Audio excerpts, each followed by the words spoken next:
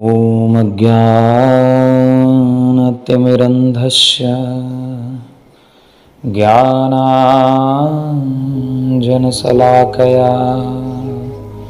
चक्षुरुन्मीलितं येन तस्मै श्रीगुरुवे नमः। श्रीमद्वृन्दाटवी मम हृदि स्फोरयात्मस्वरूपम् अत्याश्चर्यं प्रकृति परमानन्दविद्यारहस्यम् पूर्णब्रह्मामृतमपि विधातुं न नेति ब्रूयोर्यत्रोपनिषदिहात्रत्यवार्ता कुतस्त्या। हे श्रीमद् वृंदाटवी, अति आश्चर्यजनक स्वाभाविक परमानंद विद्या रहस्य युक्त जो आपका स्वरूप है, उसकी मेरे हृदय में स्फूर्ति कराइए। पूर्ण ब्रह्मामृत के ही वर्णन करने में लज्जित होकर जब उपनिषद नीति नीति पुकार रहे हैं, तब इस श्री वृंदावन की महिमा के विषय में और क्या कहा जाए। राधे श्याम।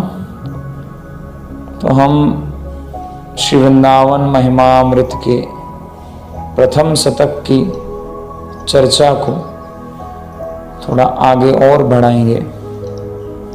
प्रथम शतक के 85 श्लोक हम अब तक पढ़ चुके हैं, अब तक सुन चुके हैं, और अब हम आगे 86वें श्लोक से उसे आगे बढ़ाएंगे। श्रील प्रबोधानंद सरस्वती ठाकुर बड़ा ही सुंदर वर्णन कर रहे हैं और कह रहे हैं, विषय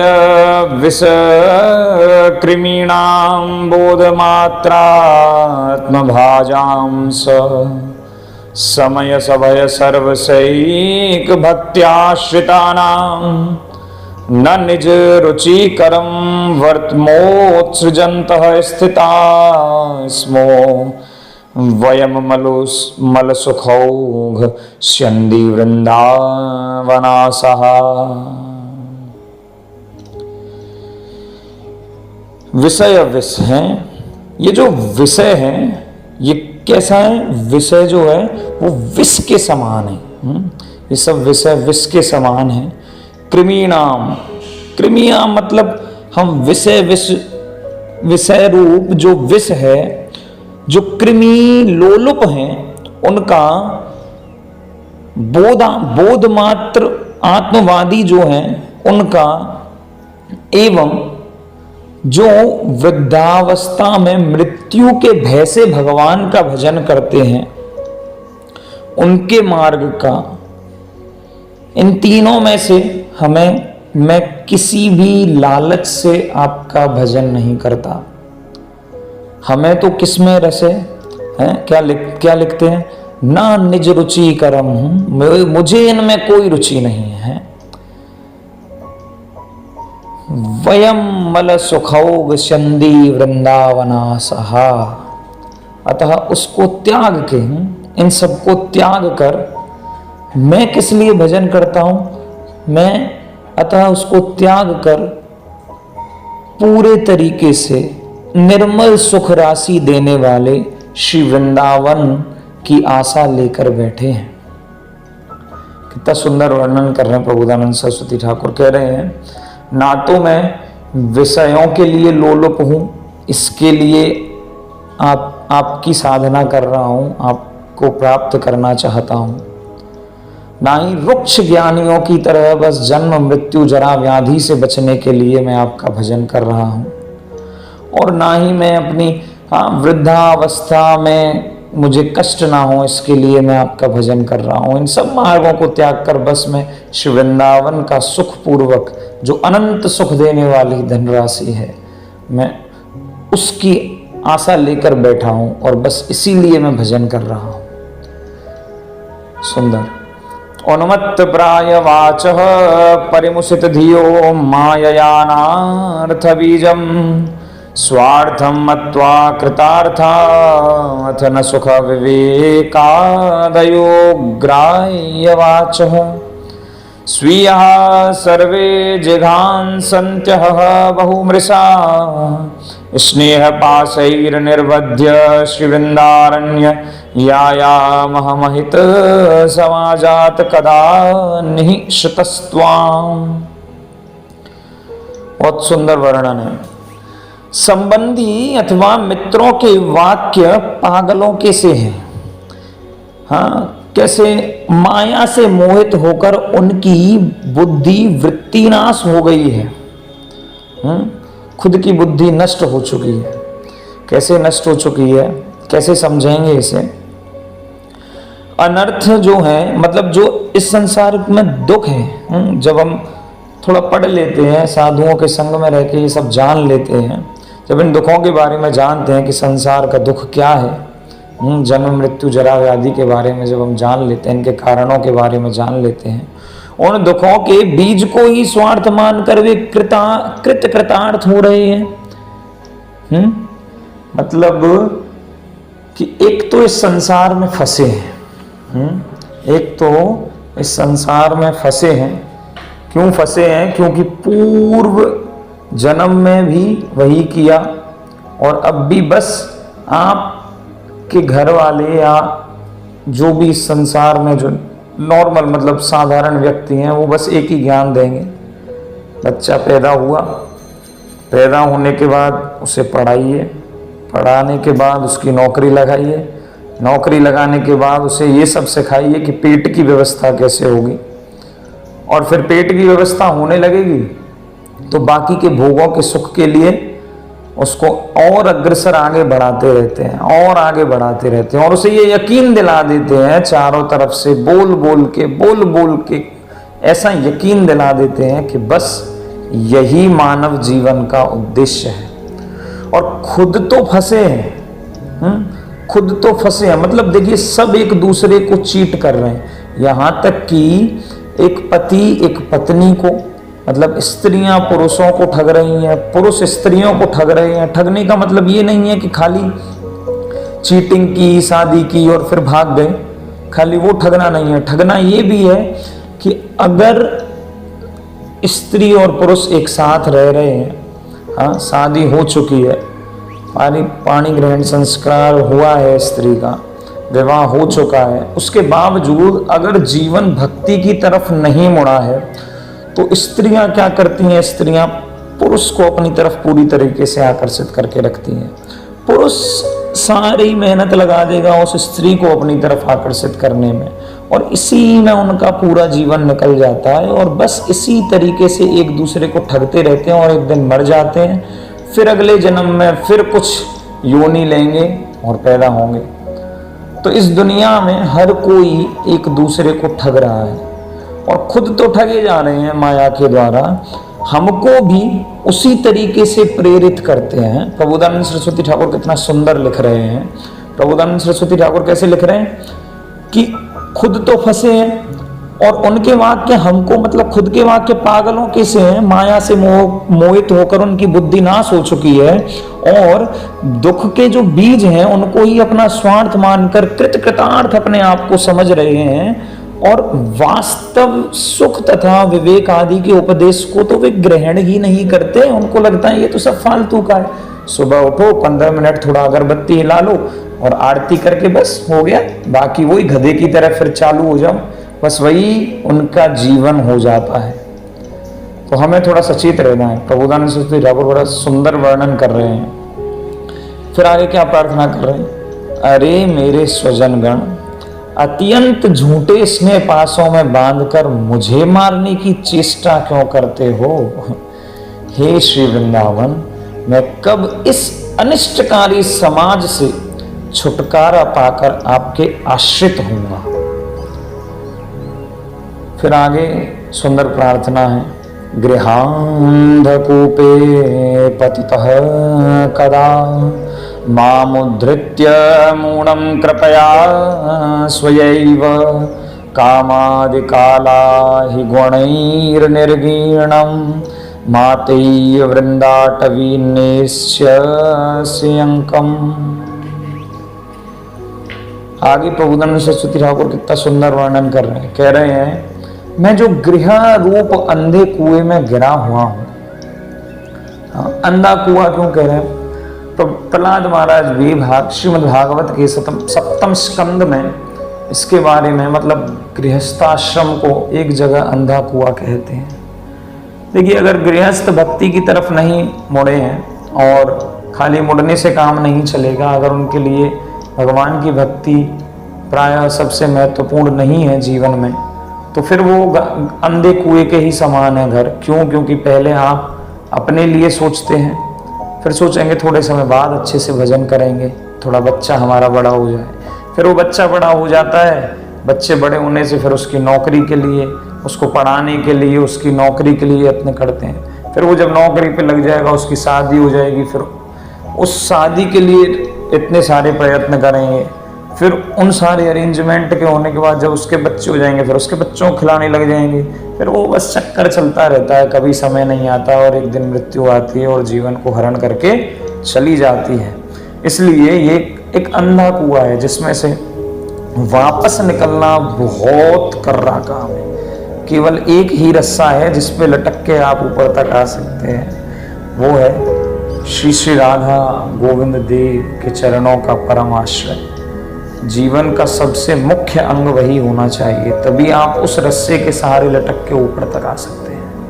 अगर वो नहीं है तो फंस जाएंगे। हाँ, मैं जो गृह रूप अंधे कुएं में गिरा हुआ हूं, कामादि कराल काल सर्प से ग्रस्त हूं एवं मूर्ख हूं। हे वृंदाटवी, आप कब कृपा पूर्वक मेरा उद्धार कर माता की भांति मुझे अपनी गोदी में स्थान दोगे। फिर आगे प्रार्थना करते हैं, निष्किंचनो नित्य विविक्त सेवी वृंदावने दैवत वृंदवंध्ये श्री राधिका माधव नाम धाम द्वयं कदा भाव भरेण सेवे। निष्किंचन एवं नित्य निर्जनवासी होकर मैं कब देवता गणों से भी वंदनीय, देवता गण भी हैं, विविक्त सेवी वृंदावनी दैवत वृंद वंध्ये, देवता गणों से भी वंदनीय इस शिव धाम वृंदावन में श्री राधा माधव नामक जोड़ी की भाव पूर्वक सेवा करना। कब वो दिन आएगा? निज सर्वनाश कर्मात्म सुरित सुतदार मित्र परिवार गणम परिवंच्य करहि दृढ़ बुद्धिरहं प्रपलाययामि हरिकेलिवनम। अपना सर्वनाश करने वाले अपने सुहृद स्त्री पुत्र मित्र आदि परिवार के लोगों की वंचना कर कब मैं दृढ़ बुद्धि पूर्वक दौड़कर श्री हरि के श्री वृंदावन का आश्रय ग्रहण करूंगा। बहुत सुंदर प्रार्थनाएं हैं। ऐसा मन करता है कि ये बार बार बार बार बस एक ही श्लोक को पढ़ते रहिए और एक ही श्लोक को पढ़ के उसी का चिंतन मनन करते रहिए। कभी समय ही नहीं मिलेगा कि बाहर के बारे में कभी सोचें। देखिए, पतन भी भक्ति में, जो भी थोड़ा भक्ति करते हैं, पतन भी तभी होता है भक्ति में जब आप साधु संग से दूर रहते हैं।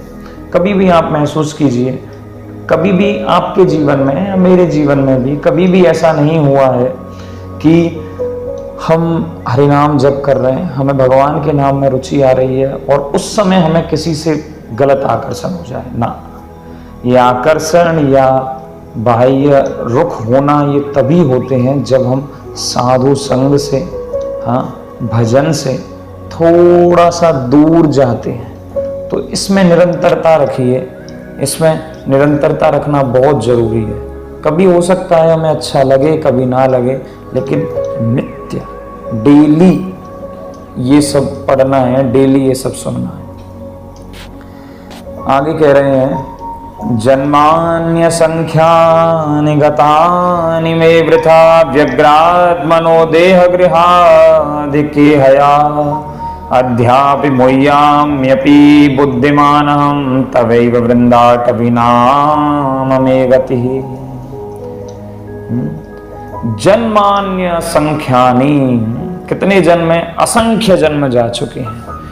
देह गृहादि की चेष्टा में व्यग्रचित्त होकर मेरे अनगिनत जन्म वृथा नाश हो गए हैं। हाय, अरे बुद्धिमान होकर भी आज तक मैं मोह में फंसा रहा हूं। इतना चालाक बनते हैं ये वो, लेकिन अपने आप को जन्म मृत्यु जरा व्याधि के चक्र से निकाल कर, खाली चक्र से निकाल के उसमें नहीं आना है। सबसे बड़ा सुख है भगवान के चरणों का आश्रय लेकर। अगर भगवान के चरणों का हम आश्रय नहीं ले पाते हैं तो हमारी ये चालाकी, हमारी ये बुद्धि का क्या फायदा? अगर ये बुद्धि चालाक नहीं है, आप बहुत चालाक हैं, लेकिन अगर आपने जीवन में अगर अंत तो गत्वा श्री राधा कृष्ण के युगल पाद पद्मों की सेवा करने का निश्चय या उनकी प्राप्ति आप नहीं कर पाते हैं, उनकी कृपा की प्राप्ति आप नहीं कर पाते हैं, तो फिर उस चालाकी का, फिर उस इतनी तेज विवेक का, उस बुद्धि का क्या ही फायदा? चाहे आप कितने भी बड़े साइंटिस्ट हो, चाहे डॉक्टर हो, चाहे कुछ भी हो, और अगर आपकी बुद्धि बहुत सरल है, आपके कुछ भी समझ में नहीं आता है, सिंपल, बस आप भगवान का नाम जप कर रहे हैं, आपने वृंदावन धाम का आश्रय लिया है, श्री गुरु का आश्रय लिया है, तो आपका जीवन सफल है। लेकिन यहाँ पे प्रबोधानंद सरस्वती ठाकुर प्रार्थना कर रहे हैं कि मैं इतना बुद्धिमान होकर भी आज तक इस मोह में फंसा रहा हूं। हे वृंदाटवी, अब आपका नाम ही मेरी एकमात्र गति है, केवल आपका नाम ही मुझे निकाल सकता है। देखो, नाम बहुत महत्वपूर्ण है। वृंदावन महिमा अमृत जैसे ग्रंथ की रचना करते समय भी प्रबोधानंद सरस्वती ठाकुर नाम महिमा का वर्णन कर रहे हैं। बिना नाम के धाम की प्राप्ति नहीं हो सकती। ऋण ग्रसतो यायां कथमः वृंदावनमहं त्यजेयं वा वृंदावगति पितरौदार शिशुकान् कथं वा मज्जीवान् बत परिहरेयं निज जनान् सतान् श्लाघ्यो भूवे भूत्वेत्यफल कलनो मुह्यति कुदी। अरे ऋणी होकर मैं कैसे श्री वृंदावन जाऊं? अगति वृद्ध माता पिता एवं स्त्री पुत्र आदि को मैं कैसे छोड़ सकता हूं? और जो मदगत प्राण है, ऐसे अपने परिवार के लोगों को मैं कैसे त्याग करूं? इस प्रकार की बेकार की चिंताएं कर सज्जन पुरुष भी हैं, सज्जन पुरुषों से प्रशंसनीय होकर हैं। इस दुनिया के सज्जन जो पुरुष हैं, जो तथाकथित सज्जन हैं, वो कैसे कहेंगे, अरे भैया अभी पहले बूढ़े माता पिता की सेवा करो। स्त्री पुरुष आपकी स्त्री है, आपकी पत्नी है, बच्चे हैं, इन्हें छोड़कर कैसे चले जाओगे? नहीं जा सकते छोड़ के। और इतने सुख देने वाला ये जो परिवार है, आपने कैसे छोड़ दिया? इतने अच्छे लोग हैं। ये जो चिंताएं हैं कि आपके बिना कुछ नहीं होगा, इतना अच्छा परिवार है, अगर इन्हीं चक्करों में फंसे रहोगे तो हमेशा प्रशंसनीय होकर कुबुद्धि पुरुष मोहित होते हैं। अच्छे अच्छे फंसते आए हैं और तुम भी उन अच्छे अच्छों में शामिल होने जा रहे हो। तो हमें क्या करना है? हमें कोशिश करनी है। अगर कंडीशन ऐसी है कि हम बिल्कुल ही विपरीत है तो हम घर छोड़ के सबको छोड़ सकते हैं और श्री वृंदावन का आश्रय ले सकते हैं। लेकिन अगर सब भक्त हैं, सब भक्ति कर रहे हैं, तो सबके साथ श्री वृंदावन धाम का आश्रय लीजिए, लेकिन आश्रय श्री वृंदावन धाम का ही होना चाहिए। ये सबसे महत्वपूर्ण है। जानन्नप्यमृतं विहाये गरलं भुंजे स्वयं बंधं प्यार्तिव्रात निबंधनं दृढ़तरं कुर्वे शुद्रिक स्वन्दवत। श्री वृंदाटवी मातरे कमिह मज्जीवातुरस्ति स्वयं यत्त्वं स्नेहमयी विकृष्य जनतां स्वाकं समानेष्यसि। अमृत जानते हुए भी उसे त्याग कर मैं स्वयं विषपान कर रहा हूं। सुंदर नेत्र रखते हुए भी महा अंधे की तरह दुखों के समूह के कारण बंधन को और भी दृढ़तर करता जा रहा हूं। हे माता वृंदाटवी, मुझे एकमात्र यही जीवनाशा दिखती है कि आप स्नेहमयी हो, अतः जनता से खींचकर मुझे गोद में ले लोगी। श्री वृंदावन धाम ही हमारे सच्ची माता है, जो हमें इस संसार से निकाल के, इन सब दुखों से निकाल के श्री राधा गोविंद देव के चरण में जो सुख है उसमें को समर्पित कर सकती हैं। राधा कृष्ण रहस्य दास्य रस एवेष्ट पुमर्थो मम त्यक्त्वा सर्वमहं कदापि नियतं वत्स्यामि वृंदावने। इत्थं स्यादपि वाचि यस्य परमासक्तस्य गेहादिके नासक्तावपि सक्तता परिहृतौ तं पाति वृंदाटवी। श्री राधा कृष्ण रहस्य दास्य रस ही मेरा अभिलाषित पुरुषार्थ है, अभिलषित पुरुषार्थ है। सुंदर। मैं कब यह समस्त मतलब सबको त्याग कर हमेशा हमेशा के लिए श्री वृंदावन में वास करूंगा। इस प्रकार से जो पुरुष गृहादि में परम आसक्ति के कारण एवं उसे त्याग करने में असमर्थ होता हुआ वाक्य द्वारा ही केवल घोषणा करता रहता है, उसकी रक्षा श्री वृंदाटवी जरूर करती हैं। ये बहुत महत्वपूर्ण श्लोक है। मान लीजिए कि हम बहुत आसक्त हैं अपने परिवार से या अपने लोगों से, अपनी तथाकथित सुख पूर्वक जो अभी जीवन शैली चल रही है उससे, और हम सब कुछ नहीं समर्पित करवा रहे हैं, नहीं समर्पित कर पा रहे हैं भगवान के लिए, तो कम से कम हमें बार बार ये पश्चाताप होना चाहिए कि हे श्री वृंदावन मेरी रक्षा कीजिए, मैं इन सब में फंसा हुआ हूँ। हमें ऐसी प्रार्थना डेली करनी चाहिए जिससे श्री वृंदाटवी हमेशा आपके ऊपर कृपा बनाए रखेंगी। श्री वृंदावन धाम श्री रजरानी हमेशा कृपा बनाए रखेंगे। इतनी दयालु और इतना वो कि हाँ, उनको पता है कि ये इतनी आसानी से छोड़ के आने वाला नहीं है, ना ही इतनी आसानी से सब कुछ समर्पित करेगा हमारे श्याम सुंदर और हमारी श्रीमती राधा रानी को। लेकिन फिर भी श्री रजरानी श्री वृंदावन धाम कृपा करते हैं और हमारे ऊपर कृपा बनाए रखते हैं और बार बार हमें बुलाते हैं और बार बार सेवा का मौका देते हैं। तो हमें ग्रेटिट्यूड फील करना चाहिए, हमें अपने आप को धन्य समझना चाहिए और हमेशा विनम्रता से श्री वृंदावन धाम से, श्री वृंदाटवी से प्रार्थनाएं करनी चाहिए। संक्रांतम निज कांतिमंडल मुदीक्ष्योरः स्थले तर्कय नीलां कंचुलिकां परमा परामपनया सत्या प्रिये विस्मिते याताया नवकेलिकुंज शयनं श्रीराधिकाया परि हासः संतो मुदेशं ममाति हसिता लीभीर्बहिस्तदृशा। नवकेली कुंज सैया पर विराजमान श्री राधा के वक्षस्थल में प्रतिबिंबित निज कांति मंडल का दर्शन कर और एक नील मतलब नीले कलर की चोली का अनुमान करते हुए उसे दूर करने की व्यर्थ चेष्टा के लिए विस्मित श्री कृष्ण के प्रति कुंज के बाहर खड़ी हुई हास्य युक्ता सखी वृंद की जो रसपूर्ण परिहास वाणी है, वही मेरे लिए अतिशय आनंद विधान करे, ऐसी मेरी प्रार्थना है। कदाचित् श्री राधा चरण कमल द्वंद्वपतितम कदाचित् श्री राधा मुख कमल माधवी रस पिबम कदाचित श्री राधा कुछ कमल कोश द्वयरतम विलोकेतम कृष्ण भ्रमर मधि वृंदावन महम। आहा, बड़ा सुंदर श्लोक है।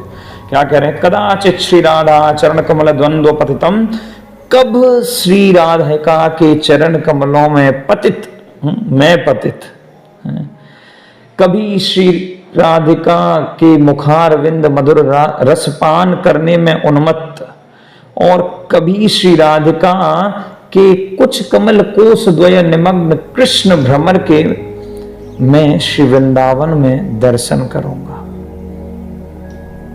कितनी सुंदर प्रार्थना है कि कब मैं श्रीमती राधिका के चरण कमल के दर्शन करूंगा, कब मैं, और ये दर्शन कहाँ? श्री वृंदावन में ही होंगे। ये बहुत इंपॉर्टेंट है। कब श्री राधिका के मुखार विंद मधुर रस का मैं पान करूंगा, मतलब कब मैं उनके सुंदर मुख का दर्शन करूंगा, कब मैं श्री राधिका के सुंदर चरण कमल का दर्शन करूंगा, है?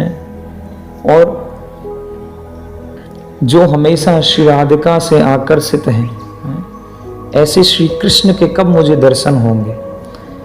निर्विद्य कृत्याद्यखिलात् कदाहं छित्त्वा समस्ताश्च जगत्यपेक्षा प्रविश्य वृंदावनमत्य संगस्तदीश वार्ताभिरहानि नेष्ये। समस्त कर्तव्यों से वैराग्य प्राप्त कर एवं जगत की सभी अपेक्षाओं से रहित होकर मैं कब निसंग भाव से श्री वृंदावन में प्रवेश कर श्री वृंदावनेश्वर एवं श्री वृंदावनेश्वरी की वार्ताओं में दिन यापन करूंगा। आहा, सुंदर। कदा श्रीमद वृंदावनमिह मृषा स्नेह निगणम समुच्छिद्य स्वानाम शरण मो पायास्यामि विकलः क्वचित स्वान्तः श्लो यद्धरण भी पश्यन् हि मना गपी श्रोतैर्वर्तिमन्यखिल विदुषा मुनुमते।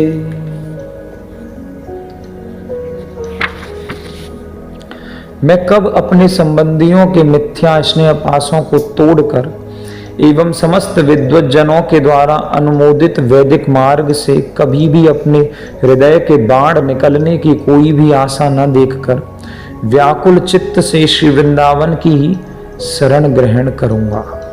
आहा, कितना सुंदर श्लोक है।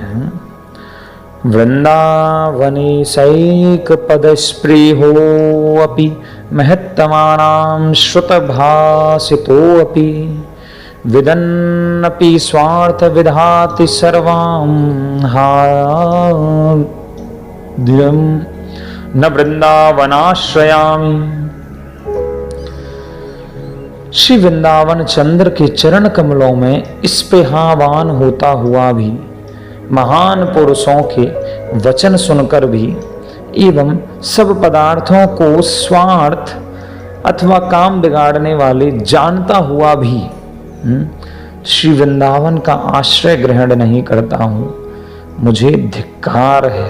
ऐसी प्रार्थनाएं हमें बार बार करनी चाहिए। जो ऐसे श्लोक जो वृंदावन महिमा अमृत में हैं वो बार बार पढ़ने चाहिए, जिससे हम श्री वृंदावन धाम के प्रति समर्पित हो सकें, वो भाव जागृत हो सके। और प्रथम शतक का आखिरी श्लोक हम कर रहे हैं। सकृदपि यदि दृष्टा हंत वृंदाटवी त्वम सकृदपि यदि राधा कृष्ण नामाभ्यधायि सकृदपि यदि भक्त्या यदि भक्तत्या सन्नतस्त्वत प्रपन्नो ध्रुवमः तदा मामं वनोपोक्षतासि। हे माता श्री वृंदाटवी, मेरे जीवन में एक बार भी यदि आपके दर्शन कर लूं, मेरे जीवन में एक बार भी यदि श्री राधा कृष्ण नाम उच्चारण कर पाऊं, और मेरे इस जीवन में एक बार भी यदि भक्ति पूर्वक आपके शरणापन्न पुरुषों को मैं प्रणाम कर लूं, तो निश्चय ही आप मेरी उपेक्षा नहीं करोगे, ऐसा मेरा विश्वास है। हाँ, इतना प्रबोधानंद सरस्वती ठाकुर छूट देते हैं कि कभी एक बार भी भगवान के दर्शन कर पाएं, एक बार भी श्री राधा कृष्ण का शुद्ध नाम उच्चारण कर पाएं, एक बार भी महत्पुरुषों का शुद्ध रूप से आश्रय ले पाएं, तो श्री वृंदावन धाम अवश्य कृपा करेगा। इस तरीके से श्री वृंदावन महिमामृत का पहला शतक हमने किया है। जितना संभव हुआ है आचार्यों की कृपा से उतना हमने प्रयास किया है। नहीं तो वृंदावन धाम की जो महिमा है उसका वर्णन तो स्वयं अनंत शेष भी नहीं कर सकते, स्वयं भगवान खुद भी नहीं कर सकते। वृंदावन महिमामृत के प्रथम शतक के पहले के ही श्लोकों में प्रबोधन सरस्वती ठाकुर ये लिखते हैं कि स्वयं भगवान भी वृंदावन धाम की महिमा का वर्णन नहीं कर सकते, तो मेरी तो औकात ही क्या है। केवल आचार्यों की कृपा से है, श्री गुरु जी की कृपा से ये सब संभव है, श्री भक्तों की कृपा से ये सब संभव है। और